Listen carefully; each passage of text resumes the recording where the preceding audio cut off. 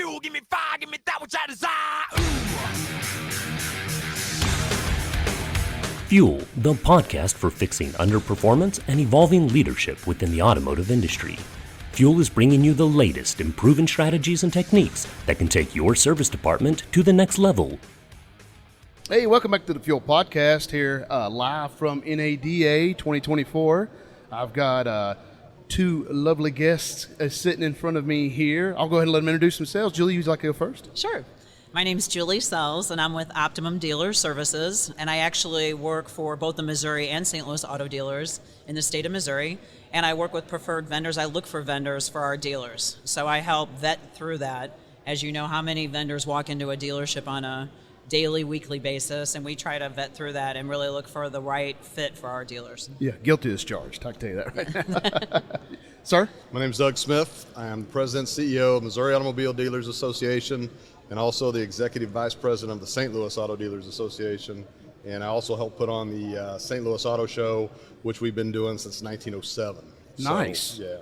1907. 1907. So you're a touch experienced? Just a little bit. I was not doing the show in 1907, but I do have historical background of that show. So. Outstanding. So, I mean, kind of getting into, you say you vet dealer, vendors and things like that, but how do you get to this position? Like, how did you kind of get into this? So, like, Julie, we'll start with you. How did you get into this business where you're doing what you do now? My background is I'm actually a journalism major from the University of Missouri, so at Mizzou, and advertising and marketing is the sequence I picked when I was in journalism, and I actually spent the majority of my career in radio and television, which now everything's shifted to digital, as you're well aware.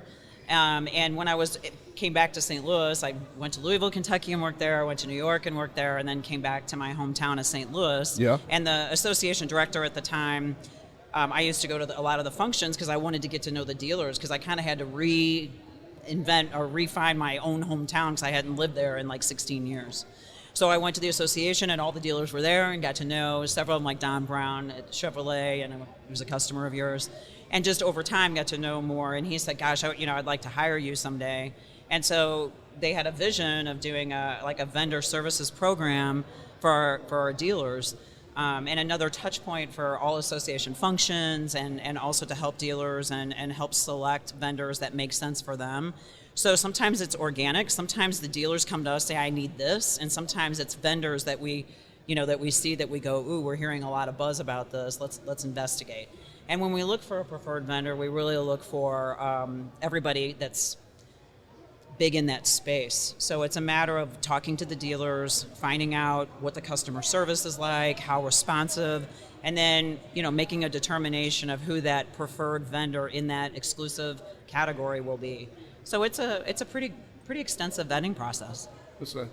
How'd you get in, Doug? Well, I was in the insurance industry for several years. Around 2001, I answered a blind ad for an insurance broker for a trade association, which was Missouri Auto Dealers Association. We do still have a small insurance agency within our kind of platform of products, and they were looking at the time to expand that, and I worked in major medical. So I was selling a lot of, HMO, PPO plans. Nobody really knows what those are anymore, but back in the day, those were your insurance plans. And we were selling to, at the time, there was about 511 dealers in the state of Missouri. So back in 2001, I got hired there, was quickly promoted to Director of Member Services and Operations. Did that till about 2007, left MADA and went and ran another trade association, Highway and Bridge Builders, until 2012, and came back in 2013 and been here ever since. The St. Louis Auto Dealer Association is its own independent metro association, and it's been around actually longer than the state association. The state association is actually an offshoot of the metro association because they wanted to have somebody closer in Jefferson City, the state capital. So I've been doing that since 2018. So I wear both hats, and I have a lot of cross participation on my board.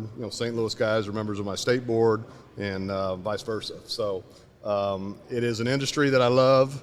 I've never worked in a dealership, but I feel like I have. We are their consultants. We are their lobbyists at the Capitol. We are the ones that try to protect them from themselves, and also, to find products and services that will help them streamline the operations, and at the end of the day, be more profitable, make more money. Well, I mean, it's something interesting. You said you protect them from themselves. Like, can you get into that a little bit? Sure. And if you see something Sure. down on that, but what did kind of you mean by? Because there are a couple reasons, that they need to. There are a plethora of laws that both state and federal that govern dealers in the state of Missouri. They get their license from the state. Department of Revenue is their oversight. There's advertising requirements that they can and cannot do. There's FTC paperwork. There's truth in lending. There's all kinds of different regulations these guys are bound by. And 99% of the time, they do a great job adhering to every one of those laws. Sometimes when there's a tweak in those laws, they're going to need additional information. We're basically a resource for them for all of this stuff. And we put out a ton of info on a weekly basis, maybe sometimes too much, but I think, that's what they look to us first for is, we are a resource. I send out a lot of information. I let them make the determination how important it is to them. We don't send a lot of frivolous stuff. We send stuff that's focused on their day-to-day operations and keeping them compliant with everything that they have to be compliant with. You don't send too much to them. You said. What's that? You don't send too much to them. You said. No, I don't think we do. So, I mean, it's all their all perception. good. It's all Yeah, perception. it's So, but there's a lot of stuff that's happened, and it seems to me, small business as a whole just keeps getting regulation after regulation put on them, and car dealers are no different. They're truly the definition of small business. Yeah, I mean it's pretty impressive. I've seen sometimes where they go to build a new store or whatever, and they didn't get the brick right on the front of the building, and they got to redo the whole thing, or they got to add more money to it. Yeah, so it's pretty absolutely. interesting. So, Julie, I want to kind of come back to you. You talk about that vetting process for vendors and things of that nature. So, I mean, kind of like a high scale to start off with, like how does that process kind of start? Where you said you hear buzz about a vendor, or do you guys actively go out and research the vendors themselves? A little bit of both. When Doug talked about regulatory, there were the new FTC regulations, obviously, on identity protection, things like that are, that businesses are having to take more and more responsibility for information and how to protect it. So sometimes it's a regulation, and then we have to find a vendor that makes sense, that helps dealers with that. And then sometimes it's buzz from them. Sometimes they come to us and they say, hey, we're working with somebody like a Dynatron. Have you talked to them? Or I heard about this in 20 group. Can you talk a little bit more about that? And sometimes Doug gets stuff. I get stuff. And Doug is really good. We work together, and with his industry knowledge as well. I mean, I worked with car dealers on the advertising side. I used to joke, they used to run when I walked in, and I would say, I see you running out the back door. Now they're like, oh, you're with us. So I'm like, it's a really nice access because we're their association. But what Doug helps with, like, hey, I think we need this. Security obviously has become a big deal. Profitability and service is a big deal. So there's, different things kind of cycle in and out in the automotive industry, and sometimes that creates a need. And then sometimes, it's organic. It comes from our dealers, and they say, hey, check this person out. Sometimes they call and just say, hey, I need help with how to register a car out of state. So then we look for a vendor that makes sense. So it's like, like coming down that journey, is there, like you said, you got preferred vendors. Does that allow you guys to establish relationships with those vendors? Like knowing them a little bit better, and like you said, kind of keeping them from hurting themselves in aspects? Yes, absolutely. And we try to partner with companies that we feel are not only be the best fit for us and our membership, but also internally with us as a trade association. We host meetings, we do events. We're very sound financially from an association standpoint, but we could always use sponsorship dollars, and vendors are always step up to meet our needs and support us in those things. We have a very, very strong association. We've been around since the 20s, 1920s, and we've got 385 new car dealers in the state. We've got 99% of them are members of ours. Nice. And so we've got a captive audience. There's a lot of give and take because we are providing our recommendation of this vendor to provide this service, and then the vendor also has a stake and an input into the industry in the state. So it's a partnership more than it is anything. Absolutely. So I mean, the reason I bring that up is because we're rolling into 2024. I've got a lot of people asking me, you know, what's out there, what's happening, what are the trends that we're seeing. There's a lot of buzz right now around EV in some parts. So what would you say if you're going at one of your events and they're talking about stuff coming up or stuff you're looking at moving into 2024, what are some of the biggest things in the industry you guys are seeing either shifting or different trends, I guess you could say? Well, the last 3 or 4 years, there's certainly been a focus on battery electric vehicles. I mean, the spotlight has been very bright. The manufacturers have all made significant investment in going that route to be able to provide something to their car buying customers. Yeah. That's really more of a question mark right now. Missouri has seen, I just answered this question about an hour and a half ago, has seen very solid EV growth. Not spectacular, very solid EV growth. I mean, an EV is a fantastic car. I drove a Hyundai Ioniq 6 for about 3 days, an amazing car. Did it fit my lifestyle? I travel a lot. No, it didn't. Not necessarily it's the car's fault. It was because charging infrastructure in the state is really substandard.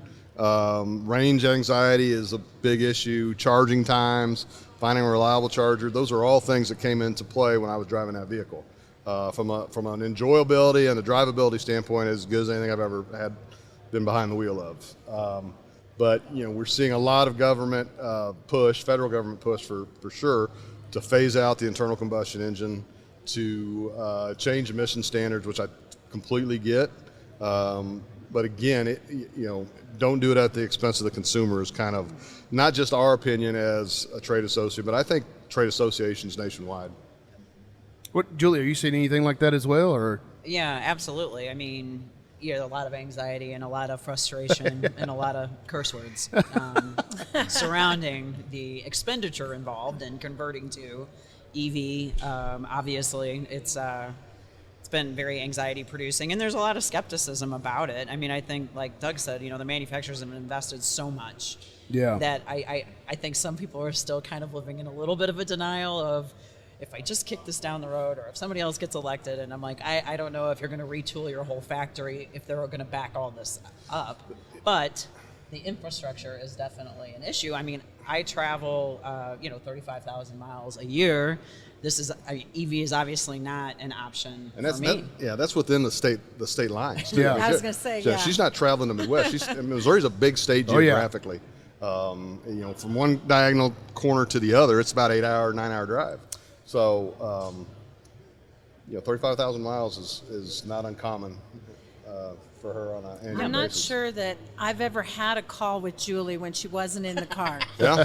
So, Maureen Martin, VP of Strategic Alliances with Dynatron. And, one of the things that I am so impressed with, I had the privilege for Anna and I to come and attend your fall meeting. And, the camaraderie of the dealerships. I know you're still quite gifted of having, family-owned groups. But what are you hearing from them on the fixed operations side? I mean, I kind of heard things when I was there, but I'm wondering, what are you guys hearing that's really on the top of the mind of the dealers on fixed operations? First of all, thank you for being there this fall. I hope you guys had a good time. It was amazing. We were so welcomed. I cannot tell you enough. We have a unique makeup in the fact that 85% of our members are still family generational businesses. We've got a few dozen that have been in business for 100 years. Most have been 50 or more, and they get it. While they are competitors on one hand, they all have the same interests at heart, and they are friends and comrades. Their families vacation together, they play golf together, and they're very close knit. But they would really like to outsell each other when it comes to selling cars. So we've got that dynamic. I think the car business did a complete 180 to what we thought it would do during the pandemic, and that coincided with these guys making a lot of profit. That is starting to trail off. Interest rates have had the industry's different. It just is. There's more cars. The prices are going down. The margins are changing. They've got more expense with their floor plan expenditures. Working smarter, not necessarily harder, to maximize operational expense is really, I think, the focus right now. Whether that be used cars, whether it be fixed ops, whether it be service, body shop, F&I. I mean, that's really, I think, where they've got their magnifying glasses shine right now. That's great. So how did Dynatron get on your radar? Well, we were kind of looking at the category. We're actually looking at another competitor. We had a couple of dealers using somebody else, and as I was traveling the state, we were getting kind of close, and Doug knew that this other person had worked with other ADAs across the country. But I was starting to hear about Dynatron from a couple of our dealers, particularly in the southern part of the state. So I told Doug, I'm like, we're gonna slow this down, because I'm hearing Dynatron bubbling up, and we had one single point dealer who told me he went to the out here, I think in Vegas, right? Had the fixed ops kind of school for dealer principals. Our executive workshop. Workshop, and he said, wow. He goes, very immersive, learned a lot about the back end and how to maximize profitability, and the expenses are fixed, so it's like how this is like pure profit, and then with sales kind of dwindling or not dwindling, but it's definitely going to tick down from what it did in COVID. Compression. Sure. And prices kind of starting to become normal, which we all knew it was going to happen. They were hoping they would go up forever, but what goes up must eventually come down. So now everybody's like, how can we maximize? And I think that's an ongoing issue, not just in terms of the actual servicing of the cars, but also all the cars that go through there on a daily basis. That's more customers that go through there than in the sales side of the business. That's right. So everybody's looking at ways to maximize that. Service departments have stayed busy since 20. Absolutely. Yeah. And a lot of customer pay stuff, warranty and recall stuff is certainly out there, and that's I think it's fairly steady to where it's been this past 4 or 5 years. But service departments have oil changes and just stuff that brings people to a service drive. That's still very, very steady. And again, that's an essential part of not only a dealer's operating profit, but it's an essential part of their relationship with that customer. Nobody wants to have a bad service experience. And so to have a well-run, well-trained, profitable service part of that business is essential to these guys, not only surviving, but staying on that trajectory that they've been on the last 3 or 4 years. Well, I think the pandemic kind of shined a light on, to the front end of the office, like these people can carry us, and there's a lot of opportunity in the back. But kind of to talk, finding those opportunities and being able to partner up like with Dynatron or something of that nature. The biggest thing would be able to get them to understand profitability. I'd say to put back into the community or put back into their store. No question. So I think that's another thing we kind of bring to the table is we're like, hey, it's not just about keep charging. You charge more, you make more, easy math and that kind of stuff. But it's more of the aspect of, are you profitable with what you're doing, and is it making the most sense? I'd say for the least amount of negative impact to your customer and to your community. Absolutely. You got to drive on the same roads they do. You drive on all the roads. So Julie's. Yeah. Exactly. These guys have made significant investments in their communities, and a lot of times they've been there for decades. And they've got customers that have worked for them for decades because they treat them right. They make an investment not only in their communities and their customers, they make an investment in their employees. And they want to maximize profits so they can reward those people to help them get to that level on that journey. So it's all a big circle. So with the EV, and some other things, kind of like looking at profitability analysis and things like that. At the dealership level, how often are you inside, or like you said, you didn't run one, but you feel like you did. How often are you kind of like interacting with those dealers and communicating with them? Julie Julie's day. there all the time. I would love to be there some, but Julie's there all the time. Julie's, in addition to what she does on the sales side of the vendor program, she's also kind of my eyes and ears, my conduit to what's going on out there. I do not get on the road as much as I used to, just with doing the 2 jobs but Julie's in the stores all the time. What are you seeing at the stores? Like when you're in there, what are some of the things you're picking up on? Well, on the sales side, everybody forgot how to sell. So I'm a lifelong salesperson. Selling advertising is very challenging. Yeah. Which is where I started. When you tell a dealer you have to spend $25,000, there's no guarantee it's going to work, but I know you need to do it. Yeah. They're really upset right from the get-go, but they know they have to. And it's the same thing right now. It's like these guys were taking orders for 2.5, 3 years, essentially. And if you didn't buy that car at that price, which they kind of we know they were even inflated by thousands of dollars Oh, in some yeah. cases. They said, great, that's okay. Somebody will come in right behind you and buy that car. So one of the things that's bubbling out is, sales training. It's back to sales 101. How do we handle objections? And then in the service side, I mean, it's rough.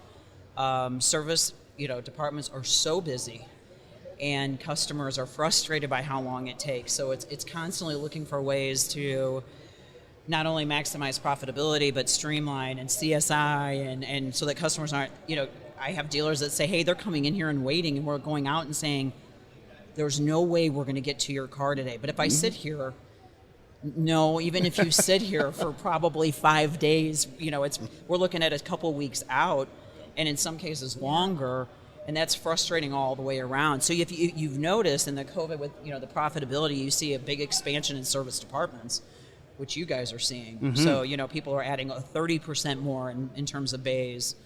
They took a lot of that profitability and expanded their service department. So it's like, how many more ways can we help them maximize that and still make the customer happy? Right. That's the balance. Well, yeah, I mean, I had a I'm sorry, go ahead. Were you going to say? One other thing, none of my guys are shy about calling me and saying, hey, we got an issue here, we got an issue there, Yeah. or who do you recommend for this? So that's the other. I'm open lines of communication.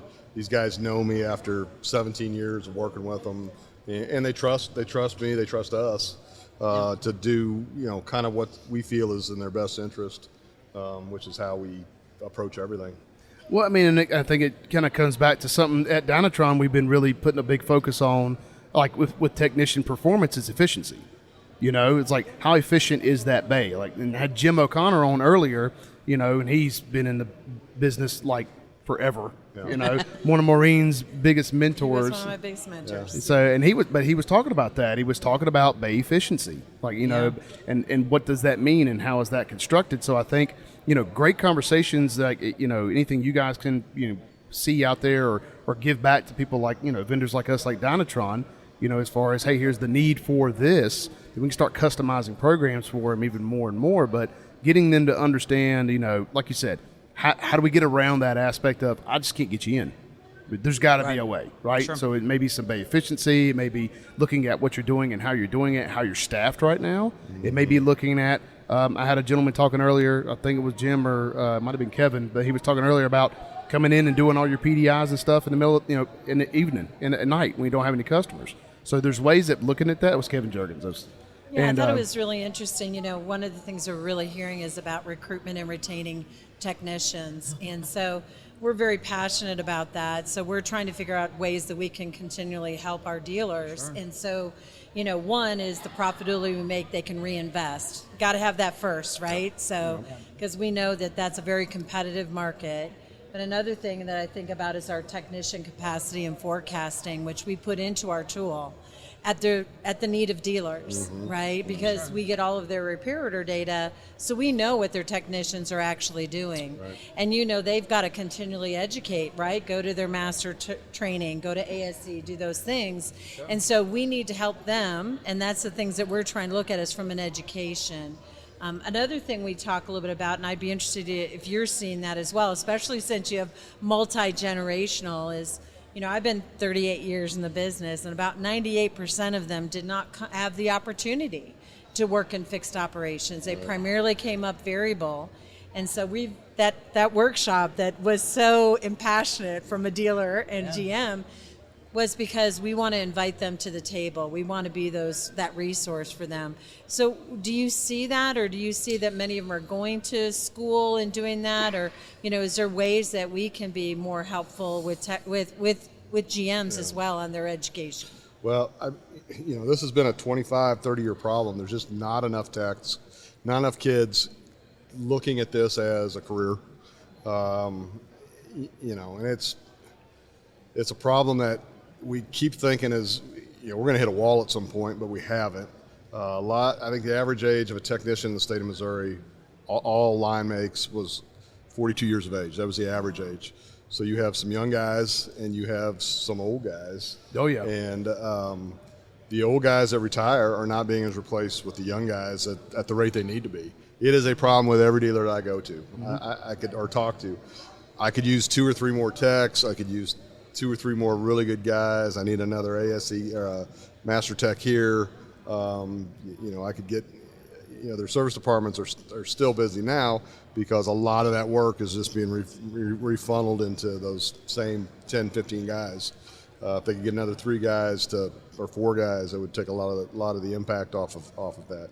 It has been a huge problem. We as an industry probably have not figured out enough ways to try to combat that, which we're constantly working on. Talking to those trade schools, talking to those high school tech programs about funneling kids on through ASE certified program, but it's just a problem that has not found a fix yet. Yeah, I mean, I think it's like you said, multi-generational type deal.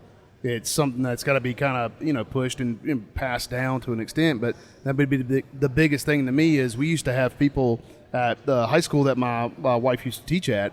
They would have people come in, master techs come in and talk about why they got in the business. Right. My daddy did it, or I was fixing cards on my own. I just figured I was good at this. Right. And so they would try to spark some passion about understanding you're doing something. The biggest dynamic that I love to make in my coaching calls is the difference between the technicians and surgeons is that they got blood and guts on them. You got grease and oil on you. No question. Because you're an artist with what you do and understanding these things, these mechanical parts. They're dangerous items that you deal with, and it's the livelihood of a lot of people to be able to get up and down the road. Like I say all the time, 100%. You got to drive on the same roads they do, so you want to make sure that. So I think the biggest thing, maybe to the states that at least I know of, and I'm from North Carolina, so in our state we've got a couple programs at community college that are doing a lot better. We've got a lot more mentorship going on right now. We start to understand the concept of growing technicians a little bit better. Sure. So the aspect of it is like, everybody starts off as like a porter or something of that nature, and then we just kind of fill them out. We fill them where they go. So I think, the passion, getting people that are passionate in the business, how you're passionate about what you do and that they're passionate in the business, getting from that youth. I mean, that may be the way to start looking to go with that, but it's something that we're working out, across it. But you're right. I mean, it's, there's too many going out and not enough coming in. For sure. Well, there's a whole change of like technical schools. Everybody had this big college push. Well, that's not for everybody. And I mean, these guys can get out and make money right away. And they're so valued in a dealership.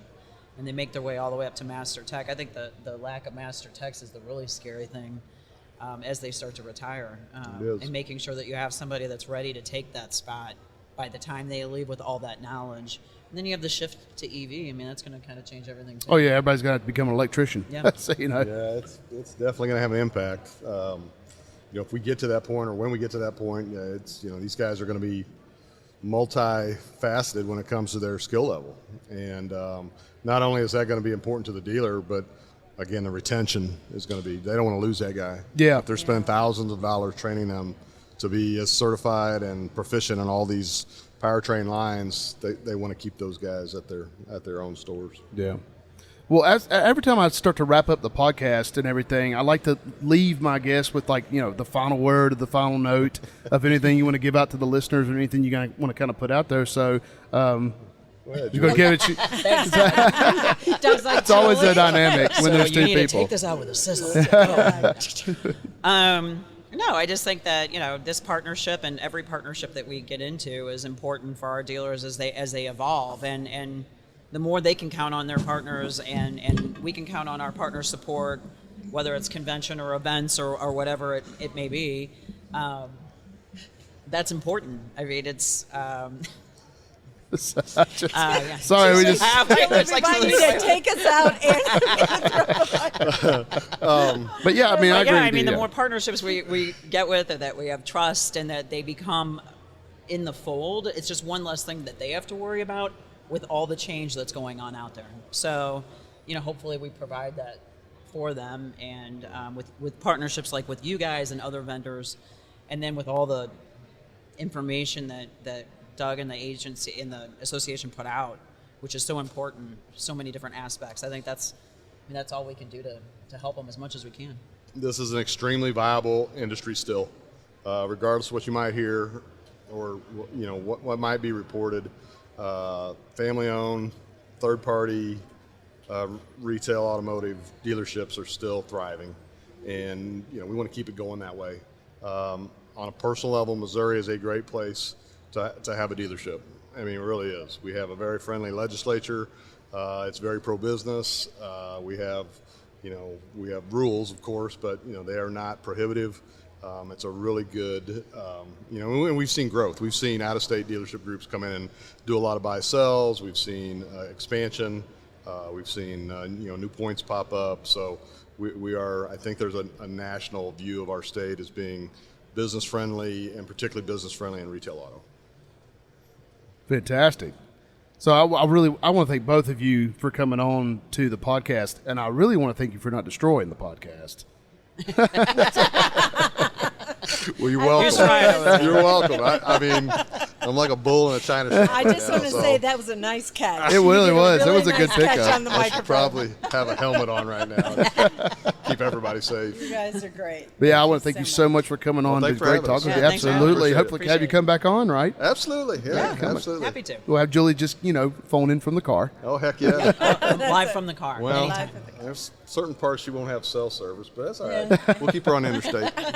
Fantastic. So that's going to conclude this podcast from NADA Live, and thank you again. Thank you for joining another episode of the Fuel Podcast. Always be sure to like, follow, or subscribe to be notified when new episodes are being dropped, and click the link below to review any of the show notes for additional information. Or you can email the Fuel Podcast with the link, as we encourage any feedback or any questions or comments from our listeners. Until next time, I'm your host, Alex Keys, with the Fuel Podcast for fixing underperformance and evolving leadership.